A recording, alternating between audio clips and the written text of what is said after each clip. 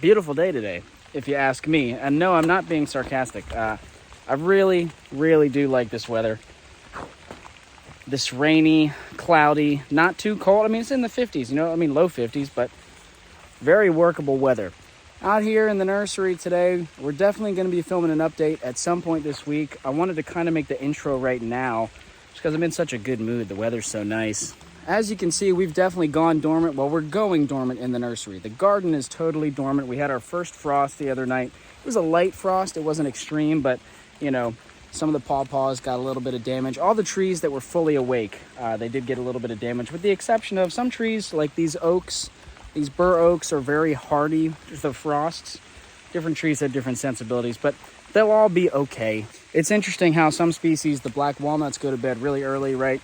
And we saw the pawpaws are still awake. The hazelnuts, the oaks, still awake. Hazelnuts seem very not fazed by the frost. On the other hand, persimmons do look a little bit sad from the frost. Now, I really don't have a ton of time to be talking about this today. We're going to talk about a lot in this video, how I approach frosts in the first frost of the season, in the fall, how I think about that in the nursery, what some of the risks are, if there are any. We're growing mostly native trees, and so these trees are adapted to this part of the world where frosts can happen at this time. And I find, especially with young seedlings, sometimes that first season they'll get zapped a little bit.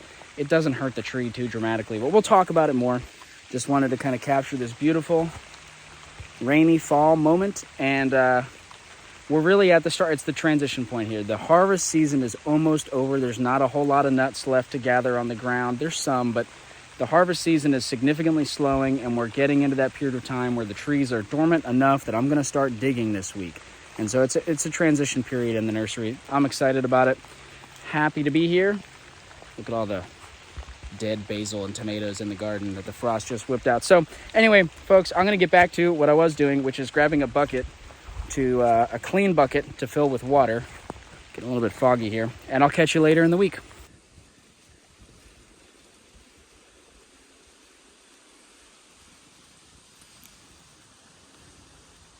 Tell you what, a few things that are on my mind as I'm sitting here grading these Chickasaw plum trees. To some extent, this is mindless work. It's enjoyable mindless work. You don't have to think too much, but you are engaged. You are looking at, let me flip the camera around so we can show you what we're talking about. And I've talked about this many times before. We have to go through and sort the trees into different classes. I need to go through this last little bundle. These I'm calling kind of my grade A. This is a very nice tree, ready to plant. This is kind of like the A+, just a little bit thicker. When I'm grading out trees, I'm mostly going by the girth or the thickness of the stem and the root, not as much height, because these trees and these trees are the same height. But these are certainly thicker, not by a huge amount, but by a little bit, enough that it feels worth to separate them out. And then these I'm calling the grade B. These are pretty small, spindly little seedlings. Some people would say they're low vigor. They didn't have the genetics perhaps for high vigor. I think that's possible. It's also possible they were just shaded out in the beds because of how densely I plant them and because of the fact that they don't all germinate at exactly the same time. So to some extent, the trees that germinate, the seeds that germinate earlier, get a head start. But one of the things, let me stand up here, that I wanted to point out, I have commonly said that I feel like trees on the edge of the air pruning bed, trees that were growing in this path right here, have a harder time because the soil is going to dry out faster on the edges. And I do still think that's true, but I've noticed a lot of large plums along the edges of these beds. And what I think is happening, at least to some extent, is when I water, overhead watering onto these beds, especially if the soil has become hydrophobic, right? If it's been dry and hot and I haven't been keeping up with the water, these beds are very dry and crumbly. They're in full sun still. I've kind of stopped watering this time of year. Everything's so dormant. We're in November now. The nursery way up here is in shade all day. These beds still in sun. When you water and the soil has become hydrophobic, the water runs off to the path of least resistance and actually tends to run this way down into the cracks, and you can sometimes see it seeping out here, or if I had the other frame, you can see this bed has two frames, right? So when I water here, you can see water pouring out here and down here. And so although when fully hydrated, the center should stay fully hydrated longer than the edges, if you're just doing a frequent light watering, not a very deep drench, I think it's actually possible for the edges to stay hydrated more consistently than the middle, again, depending on circumstance. So just some thoughts, some interesting things I'm observing. Yeah, it's bright in the sun. I'm really just reflecting on my quote-unquote past life when I was working in sort of loosely construction management out in the field. I had to develop the skill of counting, which you don't typically, I didn't really before that think of counting as a skill. You learn to count when you're like 5 or whatever. And so you think, oh, okay, counting something, no big deal. There's 1, 2, 3, 4. But it's easy to lose track when you're counting things up in the hundreds, right? You're trying to, in construction, it was looking at plans and trying to count how many of this bolt do we need? How many of this piece of whatever, piece of material do we need? And there would be all sorts of different classifications, bolts of different sizes, that sort of, right, at bolts as an example. With the trees, though, it's the same thing. I've got to count all of these different trees of different sizes and not lose track. You know, or build in some sort of contingency in case I lose track. Call it a not exact, it's a rounded number. It's an approximation. Now everything here, this, and this all came from one bed. This bed had a really wide distribution. It's almost even, like there's a lot of big ones, a lot of medium ones, but also a lot of small. And so in this situation, I found it easier to separate them and grade them first. Then I'm gonna go in and count, and just really the skill of counting for me is just stacks of 5 or 10. You get 5 or 10 of them, you put them to the side, and then use some sort of marker, like, hey, here's 5 trees right here. I'll put them down, and then I'll take another tree and put it somewhere separate, say over on this side of the bucket, and that is my counter. This tree represents 5, and I'll keep getting stacks, stacking them separate, and using the trees over here as a multiplier, a counter multiplying by 5. So at the end, I just take however many trees are over here, multiply that by 5, and that's how many trees I have in these bundles over here. It's simple. I didn't come up with that. I'm sure people have been doing it this way and other ways probably for, forever. Counting is somewhat more challenging than you might think. But it's just funny to me that that's one of the transferable skills from other professions into ag. There's a lot of situations where this can be the thing when I'm counting seeds, trees, chickens, eggs. There's a lot of counting that goes into the tracking of what all is happening in ag, but also, like I said, in a lot of other fields, construction, and I'm sure many others. So there's a lot of these skills that are kind of transferable. I think it's interesting to think about what sorts of skills it takes to live this lifestyle. I mean, let me know. What do you guys think? Something like this. Is this crazy to be counting and grading out these trees that are so small and spindly? Some people would just say, these are the weakest ones, and they would compost them or donate them, give them away. I do donate a lot of trees like this. Sometimes I just decide to donate them. I don't even try to distribute them. Sometimes I try to see if people are willing to pay like a heavily discounted, $1 a tree for something like this. These are alive. They're alive, they're viable, and I think they're worth planting, but they're certainly much less valuable than the larger graded trees. I want to talk about how much came out of these beds, but real quick, there are some trees that are even a lower grade. They might have like weird root. You guys see that? See how this is all strangely shaped, or they might be exceptionally small. Like here's a good example. This guy is, well, actually that one's not too thin, but there's some in here. These are like my total rejects. I call them grade C. And I might throw them in as freebies if somebody buys these. I might donate if I donate these, I might just throw these in there. Or sometimes what I'll do is I'll heal these all in together, assuming they overwinter. Some of them are so small that I'm worried they may die back in the winter with the freezes, but if we insulate them really good when we heal them in, they'll probably be okay. And then we'll use these to pot them up.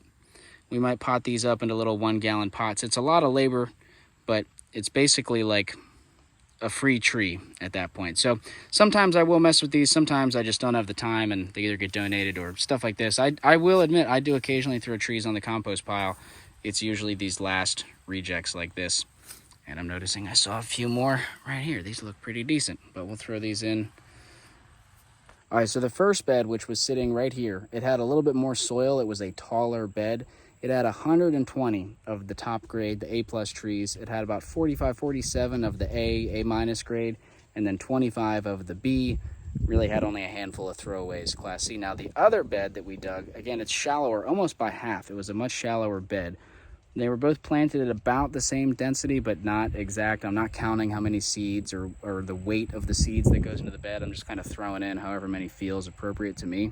It was the same, roughly the same soil mix, definitely the same seed source, we had 200 of the medium grade, like grade A, and then we only had about 92 of the A plus, which is still really good. And then we had almost 170 of the grade B, and then this big handful of the reject, the grade C, whatever you want to call them. So it's interesting how different beds planted similarly, but with their little differences, there can be kind of a dramatic difference in the output, the total productivity yield of the bed. And so it makes it challenging. Until I've gotten in here and dug these trees, it makes it very challenging to predict, to know what I have. And I've talked about this a lot before, that this time of year in the nursery, like, I am actively taking orders for trees. I won't be able to start shipping. I mean, technically I did ship a few packages last week that needed to get out to folks way far up north.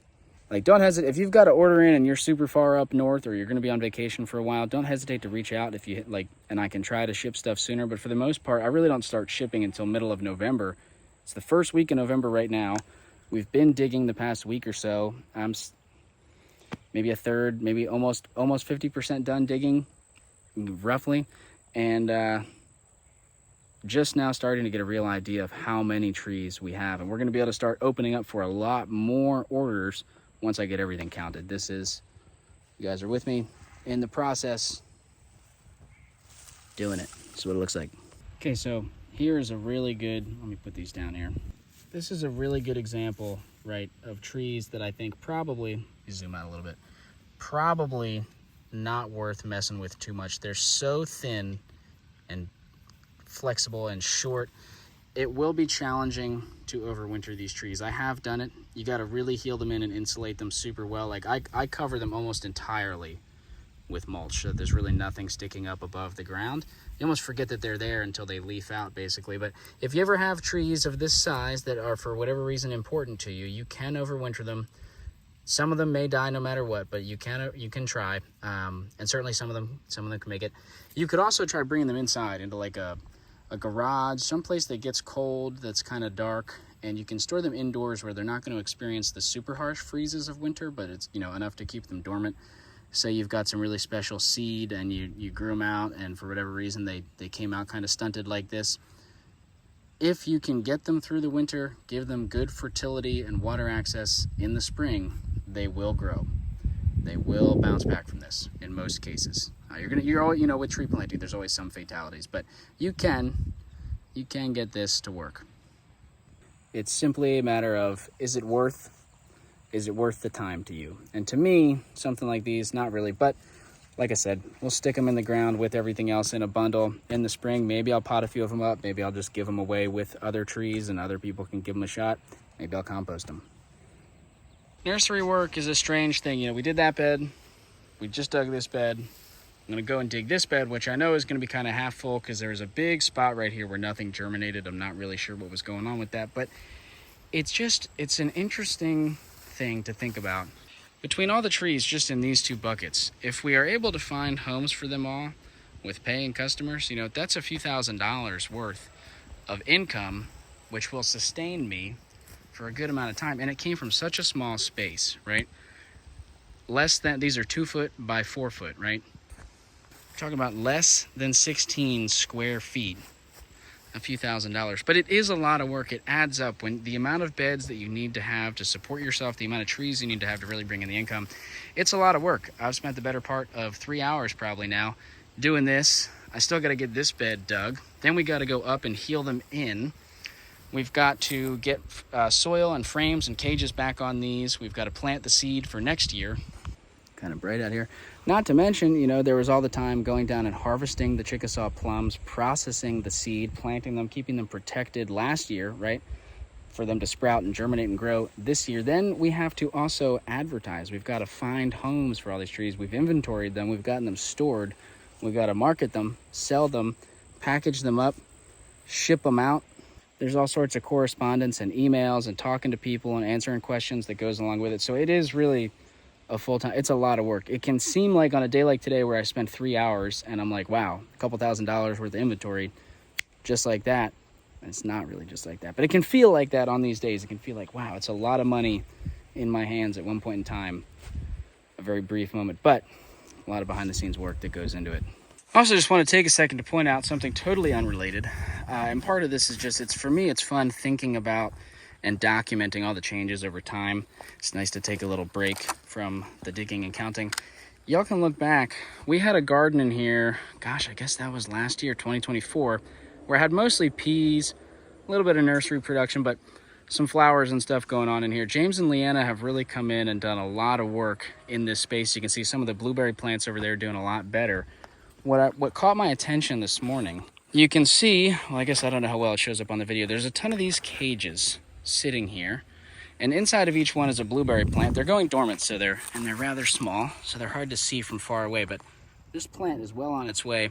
What I think is really cool is using slabs, right? This is what James and Leanna are doing here. They're putting down these wood slabs that come from firewood. James also has this mill set up over here where they've started milling some of the lumber from the woods here. And so this is a byproduct of other operations on the farm. Makes a nice pathway. It also makes really incredible habitat. It's basically mulch. It's basically like a big chunk of wood mulch to put down. It's like cardboard, but much longer lasting. I think this is really cool, something that I like doing in the garden. Really excited to see it happening here out in the landscape. I'll just encourage you, we've got a lot of wood waste in this culture that we live in, a ton of wood waste. You know, go dumpster diving, go driving around the suburbs, you'll see people leaving out, well, you know, you want to make sure it's not pressure or chemically treated if you're going to use it as mulch in the garden. But gosh, especially in the suburbs, people put out logs on the curb all the time. And if you live in a rural setting, you know, you get weird sized pieces, stuff that doesn't work well for firewood. Bring that stuff into the garden, let it rot, suppress weeds, and build habitat. Excellent. All right, so cleared out all the weeds so we can sort of get a better picture of what's going on here. This was that dead zone for whatever reason. I look back at old footage, I feel like I might have had a pot with some soil sitting on top of this bed over winter, so maybe that is part of what happened. I did try to reseed in some new seeds, so these are oaks, I believe black oaks, that I seeded in here in the spring after I realized we had kind of a dead spot. You can see this tree got so much access to resources because nothing in here germinated. So I imagine we're gonna get a massive tree here, a couple of really big ones here, and then a lot of decent sized ones from this half of the bed. When you get a tree like this one that kind of takes over a large area of one of these beds, you need to be really careful. They can have massive root systems, and so you can be prying up on one spot here, and if it's not freed up over here, you can easily snap things that you don't want to snap. I apologize, I know the shadow's kind of in the way right now. I'm one-handed doing this. You can see how much of the soil mass is coming up. Look, we've got ants. Lots of ants. That's okay though. And you can see it's really, really dry in here. This would be a lot easier if this was hydrated. I didn't realize how dry these beds had gotten. But all things considered, they're coming out all right. Now, let's see. With these little oaks, sometimes you can just give them a little tug. And it's about, you grab on the lowest point you can grab, you start to pull. Do you feel give, or does it feel like it's gonna snap? If it feels like it's gonna snap, loosen it more, try to get down deeper. If it feels like it's giving, just slowly increase the force, wiggle a little bit. You don't wanna just grab on it and yank immediately. You wanna slowly inch your way up. Nice little oak seedling. Now these are pretty small. We will hold on to these. We'll probably pot these up in the spring or plant them out here, give them to someone. Some nice little oak seedlings. Now that one I snapped. You can see I grabbed too hard. This tree probably will not, actually I would say there's no chance of this surviving, so we just wasted that. Now the root system, there is a root system in here. You could dig it up. That root system will probably resprout in the spring, but it goes to show you got to be careful. I have snapped like that so far today. Here comes the wind. Oh, there's another one I snapped. That makes 4 or 5 trees out of this bed. The other 2 beds that I've snapped. I guess we still got to get through the rest of this, but yep. So you are gonna lose some. The slower you go, where do I put the bucket of water? Especially when it's dry like this and sunny and windy, get them soaking in some water. Immediately, we're gonna grab this, carry it over here. All right, so friends, here's a really good example. When the trees are all densely planted, there's a tendency for the roots mostly to go down and form a little bit of horizontal root here and there, which makes them very easy to dig. As I mentioned here, where they have a ton of space, this root went all the way to the edge of the bed. It was actually up in here further this way. And I had to feel around down here with my fingers, find this thick root and start figure out if it was attached to this or this, and start pulling it, teasing it out. If I had just pulled up like I could on most of the other trees in the other beds, I probably would have snapped this. Now, this tree's big enough, it would probably survive if we snapped this root, but we still want to save as many of the roots as we can. So there's still, if I grab this, there's still a lot of strength holding this in. I'm assuming it's roots in here, so we're going to dig around. Okay, so here you can see some really, really long roots on the ones from this end of the bed. Maybe the lighting's better over here. Ooh, yeah, look at that. Look at that. Trees with long roots like this, gosh darn blackberry, are a little bit more challenging to pack and distribute. You know, sometimes if I'm going to pack these in a box, I do have to cut the roots, so it's easier, larger trees like this, to distribute locally. So reach out if you're local and you want some Chickasaw plums. I got the big boy out. Are you ready? Just gently shake it out. Come and massage some of the bigger clumps, you know. Be gentle. Look at that. Look at this root system.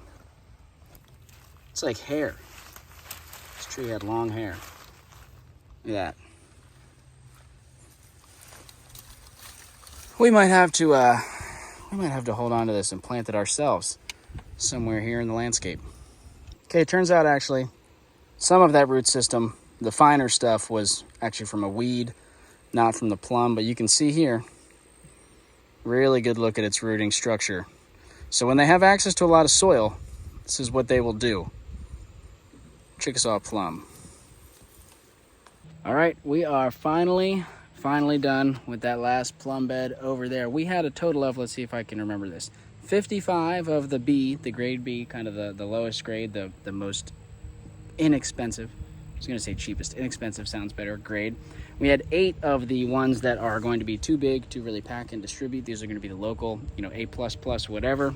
Then we had 40 of the, you know, grade A+, the really nice, but shippable trees here. This one's a little bit borderline shippable, it has, but I think we can, you know, we can kind of bunch it up, get it into a box if we need to. But yeah, so about 40 of those and about 120 of the still pretty good, but not quite as big, you know, grade A-, whatever we want to call that. So that is a really good haul out of these plum beds. Again, we're talking about all 3 of these beds, 12 square feet, okay?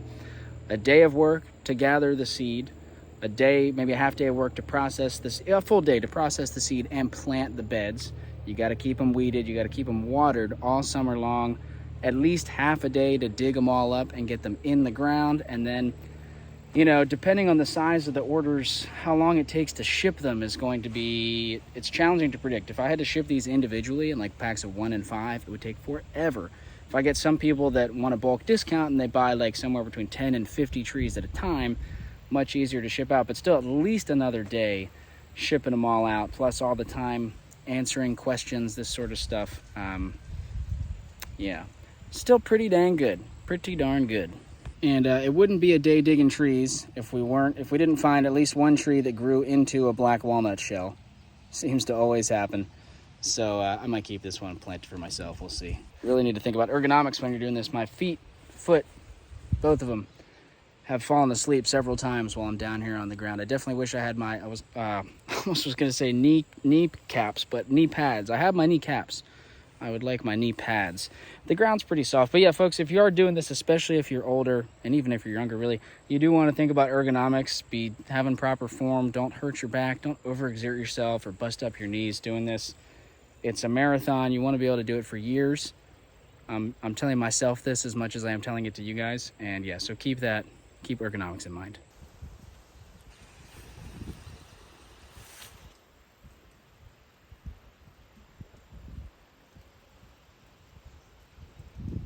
All right, well-earned lunchtime. I'll see what else I can squeeze into this video. There's a ton more to do today, the next few days, but it might be a case of I kind of need to just shut up and drive, so to speak, really get it done and kind of lock in, stay focused. But I think, you know, what I would like to show is set the tripod up so you guys can really see the whole process. Maybe we'll do a time lapse even of take the cage off, take the frame off, get the shovel in, loosen around, dig up all the trees, get them soaking in the buckets, count them all, sort them all out. You know, it's bird's eye view of the whole process, and then getting them healed in. I also don't know when I'm going to post this. I kind of want to get it out now. You know, one of the main reasons that I do YouTube, partly it's just fun. I like articulating, showing what's going on, documenting, so I can look back and I can say, oh my gosh, remember what it looked like back then, right? How much it has progressed and changed. Gosh, we're really still in the beautiful fall color here. This time of year it's starting to fade, but it's really pretty. But I also, you know, I want to be, I don't know, I'm having a hard time finding the words. I want to be part of this movement. I want to empower other people to do what I'm doing, because at the end of the day, I learned a ton of stuff about how to get started doing nursery work just from watching YouTube videos. I also learned that there's a lot that it's hard to convey in a video. Like, I'm a hands-on learner. I've got to just kind of do it. There's only so much I can get from watching. You can get a lot from watching, but just there's limits on it, right? You have to get out and do it. But I just want to further the cause, really get my thoughts, the lessons that I've learned out there, so that if you are in a similar situation wanting to do this at any scale, you know, maybe you want to do it just for yourself, to grow some trees to plant on your farm, you know, something like that, or in the town that you live. Maybe you want to do it as a side hustle. Maybe you're like me, you're trying to get into it full time, or you're doing it for a nonprofit, or there's all sorts of iterations of why you might want to be doing this. I want to get out the material that's going to be helpful to you guys. So let me know what you feel like you want to see more of in this process, and we can, you know, we'll continue to make updates and such. I do think it would be fun. So, like, what I'm trying to get at is, because of the educational aspect, like, it's the time of year to be digging plants now. If you're further north, you're already probably like way further along than I am now. Down here in the southeast, you know, I know folks, we're in Virginia, at the southern western end of Virginia, but down in North Carolina, I've got friends that haven't even had a frost yet. We've had 2 frosts. They were light. We've had 2 frosts already. But it's the time of year to be doing this stuff, and so part of me wants to rush to get the video out to kind of help anybody who's trying to figure any of this out right now in the moment. The other part of me is like, man, it would be cool if we could show at least a quick clip or a picture of each of the beds, because we've gone along throughout all spring and summer, and I've walked through all the air pruning beds in the nursery and kind of shown you guys what the trees look like. It's so rewarding this time of year. It's so fun and exciting. It's like unboxing a Christmas present, except it's more labor intensive. But it's so fun to see what the trees look like. You can learn so much about how the trees are growing and behaving when you actually see the root structure, what's going on underneath the soil, behind the veil, so to speak. And so, well, we'll either get it in this video now, or I'll decide to push this quickly and we'll make another video later in the fall. I don't know. Those are some thoughts. Well, sun's low in the sky. This is not very fancy, but we're about wrapped up. We've just got all of our plums here kind of healed in loosely. Basically just dug a shallow hole, plopped the trees in, covered them with some nice moist, this is mostly leaf compost, is what this is. We're gonna put some mulch on here, some wood chip mulch, and water them in. A few brief things to note. I'm experimenting with a new labeling system this year, which, wow, can't see on the camera. There we go. So the paint markers, which I have previously used, let me see, I got one in my pocket here. Another crossover from construction. I used to use these on job sites, marking steel. Then I used them for the past few years marking on black plastic pots. The writing stays around for years on black plastic pots. So I'm gonna see, will it last on survey tape? I don't know. As a backup, I have a little map drawn where I show from a marker, like this post, for example, right here, moving west, what each clump is. And that way, if the label gets destroyed for some reason, I can just say, okay, we've got a clump of what looks like persimmons, plums, persimmons, plums, and I can look at my list and it'll say in order where these persimmons came from. You know, these are Hershey persimmons, Chickasaw plums from Raleigh. I believe those are actually also Hershey persimmons, but I'll have to check my list. If they were from somewhere else, it would say, you know, Virginia eco-type persimmon, and I would know that that second clump of persimmons different from these. So when I'm packing orders, I can come through here, pull trees as needed. Now, I am definitely not done by any means. We got these mulched, sort of, and we got them watered in as we've been digging them. It's not that cold yet, but before we get some really, really cold weather coming in, we're gonna add a lot more mulch. This whole area, let me spin around. This whole area inside the fence is going to be mulched. I'm actually going to turn this fence back on either tonight or tomorrow. I got to come around and weed whack a little bit, clear up some of the grass that's leaning on it. But I want to get this hot to discourage deer, maybe discourage groundhogs and rabbits from coming in. We might have to take out a few squirrels because I've seen them starting to dig in the garden, digging holes, trying to bury their nuts. Right on cue, I heard them wrestling around over in here. So we may dispatch a few squirrels. We'll see. There are other ways you could try to exclude them. It's not the only solution, but we might feed some squirrels to the chickens. We'll see. We might eat them. I don't know. I don't know if I like squirrel. I've never tried it. I've always been curious. So those are some thoughts going into healing in here. I'm gonna get back to it, get them all wood chipped, watered in, make sure my notes and my map are drawn and updated. Probably will be just in time for sun to go down and be dinner time. Hear the squirrels rustling around over there. I'll be honest, I really do love squirrels, so it's gonna be hard for me personally to take them out if I decide that's the route we need to go. But if it's what we got to do to put the next generation of trees onto the landscape, it's what we got to do. It's going to support more squirrels in the long run. Squirrels are hard to exclude. You know, it's easy with the air pruning beds, but I can't really store the trees in those beds over winter very easily. So harder to keep them protected. You know, we didn't have any issues last year, but last year, you can check out some of our videos, we mostly healed stuff in over in this greenhouse area, the greenhouse frame. We healed them in big nursery pots full of loose soil instead of putting them directly in the ground covered in loose soil. And that was kind of a pain. It was what I had because we didn't have a big area with loose soil really available because we hadn't started the garden up here yet. So it worked for last year. It's not ideal because those pots, they're up off the ground, and so things get really cold. Those pots, as I talked about last year, they can freeze totally solid. Luckily, none of the trees seem to have any issue with freezing that hard, but it was challenging to pull trees throughout winter because they would stay frozen for so long. Here, where we're kind of plugged into the thermal battery of the earth, I'm hoping that it won't freeze as hard. It'll be easier to move trees in the wintertime. Obviously, I'll update, you know, when it gets colder, if that actually goes according to plan. The main thing you do want to be concerned about, you don't want the trees to dry out while they're in storage. That's the main thing you're concerned about. Now, they can get dry, but they can't dry out completely, especially not for a long time, or especially if we're getting a really cold snap. And so this material is pretty hydrated. The trees were sitting in buckets of water for over an hour. So they were nice, roots were nice and fully soaked up and hydrated. Like I said, we're gonna mulch them and water them in. It's really important to kind of like use a loose soil and shake it around a little bit. You really wanna get all of the airspace removed as best as you can with this loose soil and by watering it in. You know, the earthworms and the critters will come and help you kind of close up some of those gaps. But when you have air pockets, and it's hard to see, you can't see through this, so you can't really tell easily if you have air pockets in here, but that is the major concern, that if air pockets develop, the trees could dry out. You can also have, I am a little bit worried about mice, don't really have an effective mouse control. Mice can come in here and eat on the young roots during the winter time. Not trying to just, you know, invite all the negative things in, but just outlining what some of the challenges can be, and we will just adapt as best we can as we go. But if you're getting started, these are some of the things that I think about when I'm healing trees in. Trees can be stored in a lot of different settings. It may seem a little bit complicated. Maybe we should make a video entirely dedicated to healing in trees later in the season. Once I kind of am more sure that this is going to work the way that I want it to this year, we can make that update. But as complicated as it sounds, it's not that hard. The trees, they're pretty hardy. Once they go dormant this time of year, they're flexible. You know, they can put up with a pretty wide range of conditions, as long as they don't completely dry out for too long, and I know that's vague, or get completely too wet for too long and rot. I know, also vague. Extremes are what you want to avoid. There's a pretty wide band of conditions in the middle that they can tolerate. So I don't mean to make it overcomplicated, but there are just some things you do want to be at least cognizant of going into, to just be watching, be observing, be checking on them. But if I don't stop talking, I'm gonna run out of sunlight before I get these wood chips spread.